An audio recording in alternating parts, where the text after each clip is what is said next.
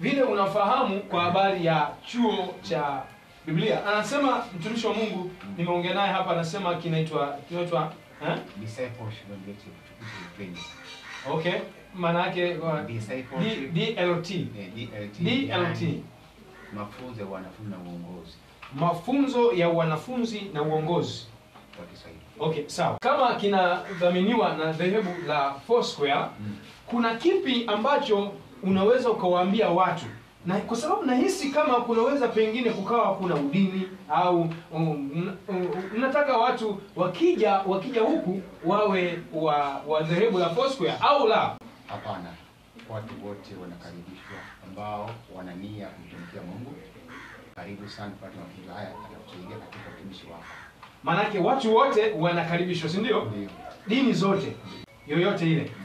Namaanisha hivi kwamba wanaweza wakija lazima wabadilishe udhehebu wao wakaja Foursquare, au unamaanisha nini? Si lazima wabadilishe madhehebu yao.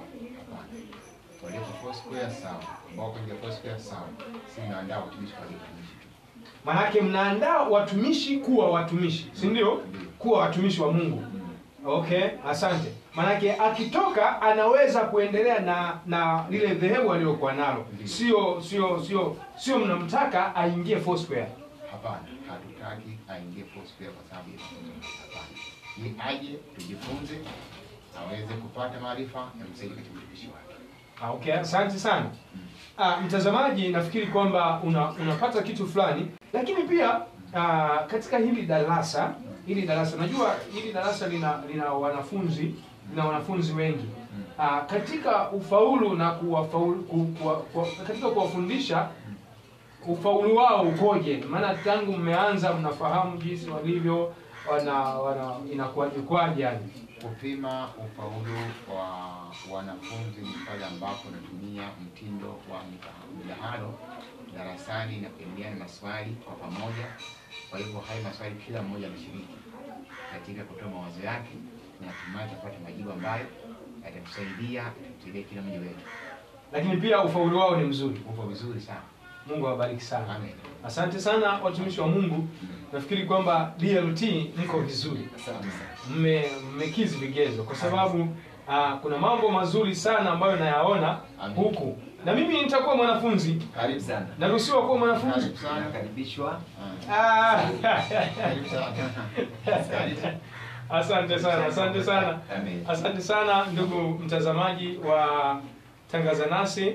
Hivyo mimi nataka kuweza kuondoka, niwache watumishi wa Mungu. Mungu awabariki sana. Nafikiri wakati mwingine nitarudi na nitaweza kupata vitu vichache. Sawa. Nitaweza kupata vitu vichache ambavyo nitaweza kuelewa zaidi. Kwa sababu hapa najua nimekuja na maswali ya machache, siku nyingine nitakuja na maswali mengi zaidi. Sawa. Nitakuja na maswali mengi zaidi. Karibu sana. Lakini pia hebu samahani, kabla sijaondoka watumishi wa Mungu, hebu naweza kuwauliza swali kidogo? Karibu na karibisha. Asante. Swali hili liko hivi, Shetani aliumbwa na nani? Shetani aliumbwa na Mungu. Shetani aliumbwa na Mungu. Ndio. Asante. Shetani ni mchawi na Mungu hajawahi kuumba uchawi. Nafasi ya uumbaji ana Mungu. Je, imekaje huu uchawi Shetani kaupata wapi? Je, au Mungu na Shetani ni kitu kimoja? Naweza kusema Mungu na Shetani si kitu kimoja. Kumbuka Shetani aliasi. Kuasi kwake kwa mujibu wa kitabu cha Ufunuo, ukisoma vizuri sura ya 12 kuanzia mstari wa 7 mpaka wa 12, inaonyesha vile vita vilivyotokea mbinguni na baadaye Shetani akatupwa chini. Kumbuka kutupwa kwake chini, maandiko yanasema kwamba ilisababishwa na uasi alioasi. Kwa kuwa aliasi, alitengeneza tabia zake mwenyewe zinazotofautiana na Mungu. Na hizo tabia zake ndio hayo mambo yote machafu ya dunia unayosema uchawi na roho zingine chafu na malaika. Aliasi pamoja na theluthi moja ya malaika akaangushwa, akatupwa. Alipotupwa maandiko sema ole wa dunia, maana mshtaki wenu ametupwa naye na ghadhabu kama nini.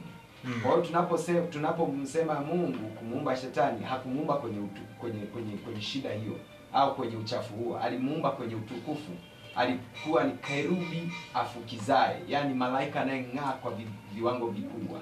Alikuwa kiongozi wa sifa. Jina lake alikuwa anaitwa Lucifer. Kwa hiyo jina la Lucifer, na leo anaitwa Shetani, jina la Lucifer alipoteza. Maandiko yanasema nyota ikaangushwa, nyota ya asubuhi. Alikuwa na majina ya utukufu. Kwa hiyo katika kuangushwa kwake ndio madhara unayoona aliyasababisha hata kwa mwanadamu. Akaja kwa mwanadamu na kumdanganya Hawa katika bustani ya Eden. Adamu akaanguka dhambini. Kwa hiyo unaweza kuona kuna vitu viwili tofauti. Kutokea hapo ndio ukawepo uadui katikati ya Mungu, katikati ya uzao wa mwanamke na uzao na wa nyoka. Kwa hiyo Shetani, yeye uadui ulijitengeneza kwa sababu yeye mwenyewe ndiye aliyeasi na kutoka kwenye ule utukufu wa Mungu.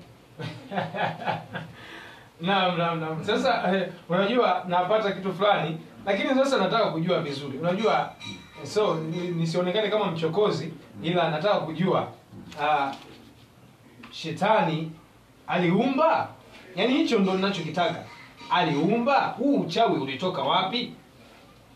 Asante.